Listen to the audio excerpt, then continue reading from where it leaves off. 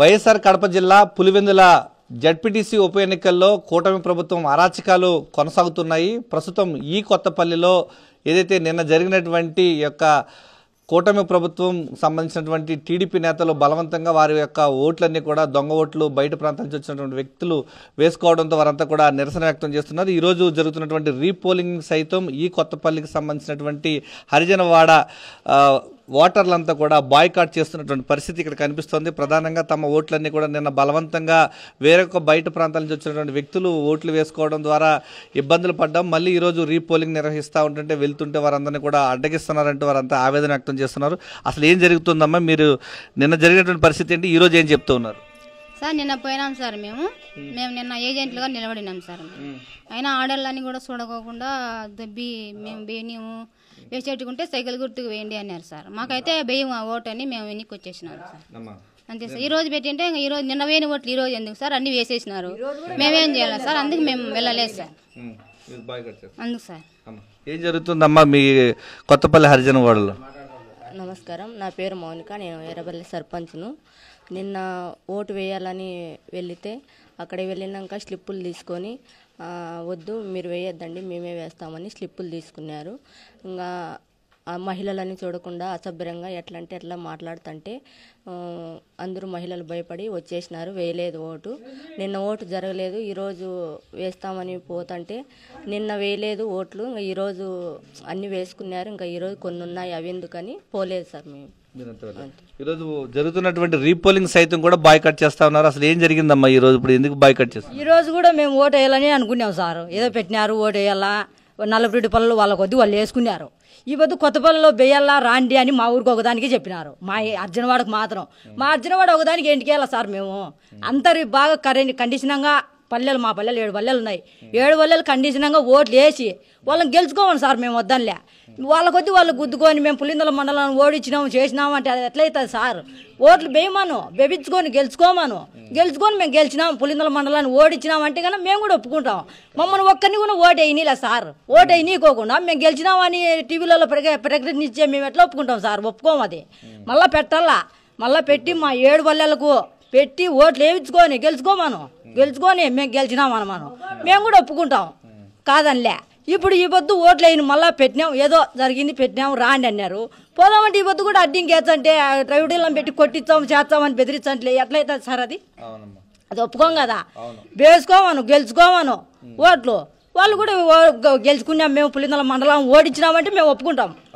మమ్మల్ని ఓటు వేయని కూడా మేము వాళ్ళ కొద్ది వాళ్ళు వేసుకొని మేము గెలుచుకున్నామంటే ఎట్లయితుంది సార్? అది ఒప్పుకోం కదా.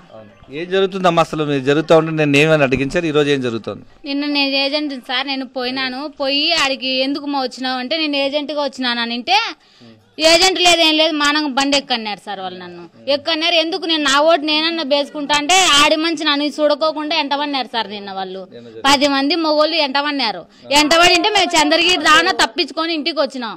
మళ్ళీ ఓట్లు లేదు ఏం లేదు, వాళ్ళ కొద్ది వాళ్ళు ఓట్లు తీసుకొని చించి పంపించినారంట సార్ పోయిన వాళ్ళను. మాకు 7 పల్లెల ఓట్లు వేస్తేనే మేము బెచ్చాం సార్. మా ఊరికంటే మేము బెయ్యం, అందరూ బెయ్యాలా, మేము బెచ్చాం అంతే సార్. మళ్ళీ ఇది పెట్టాలా, మళ్ళీ పెట్టినాక మేము వేస్తాం అంతే. అమ్మా ఏం జరుగుతుందన్నా, నేనంతా వెళ్ళుంటే ఏం చేస్తున్నారమ్మా? మేము ఓటైన ఏంటి సార్, అక్కడ గుమ్మడికాయ పెట్టినారు సార్ రాకూడదని. అది చూసి కొందరు వెనక్కి వచ్చినారు, అట్లా చేయకూడదు సార్. నిన్న ఓటైన పోతే మరి ఇన్నేళ్ల ఉంటే ఎప్పుడు అడ్డంకి లేదు. ఈ పొద్దు ఒక చంద్రబాబు నాయుడు సీఎం అయితేనే కడప జిల్లాను ఏమి చేయాలని మీరు వేసేదానికి హక్కు లేదు. అనే దానికి ఆడ జరుగుతున్నానికి గుండాలను పంపించి మా కాగితాలు తీసుకునేది చింపేది ఇట్లా చేస్తున్నారు. ఇట్లా జరగంగా ఇన్నేళ్ళంటే భారతదేశం స్వతంత్రం వచ్చినామంటే ఎప్పుడు జరగలే. మరి ఈ పొద్దు ఎందుకు జరుగుతుంది కడప జిల్లాకు?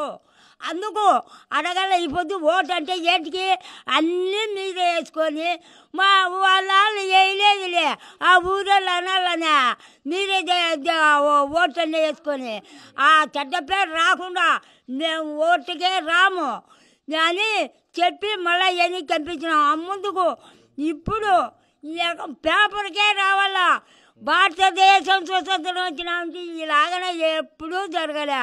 మరి గుండాలను మరి 30 సంవత్సరాలు అవుతుంది. ఎవరో ఈ మహానుభావుడు ఏలుతున్నామంటే రాజశేఖర రెడ్డి 5 ఏళ్ళు ఏలిన తర్వాత మరి ఒక పేదవాళ్ళకు మంచి చెడ్డ ఎకరా భూమి గుర్తుపెట్టినాడు. మరి 5 సంవత్సరాలు జగన్ సారు ఏలిన తర్వాత పుట్టింటోడు పంపించినట్టున్నది. లెక్క గిన్నెలు 3 పల్లాంగులు ఎర్రబల్లె పోవాలంటే 20 రూపాయలు టికెట్ ఛార్జీ పెట్టుకొని ఆటోలు తీసుకొని పోతున్నాం. ఇది నిజమేనా? ఇది ఇంత అన్యాయం చేయొచ్చునా? నీది ఒక్క గుర్తు చూపి. మరి నా బిడ్డ 45 సంవత్సరాలు వయసు. మరి అంత గుర్తు పెట్టుకొని ముసలాళ్ళకు పేదవాళ్ళకు కడుపు పంపిస్తున్నాడే. నువ్వు 35 సంవత్సరాలు ఉండి వెళ్తున్నా కానీ ఒక్కటి నీది గుర్తు చూపి. గాంధీ చేస్తున్నాను నన్ను వెంకటమ్మ నా పేరు కాల్చుకొని వద్దనను.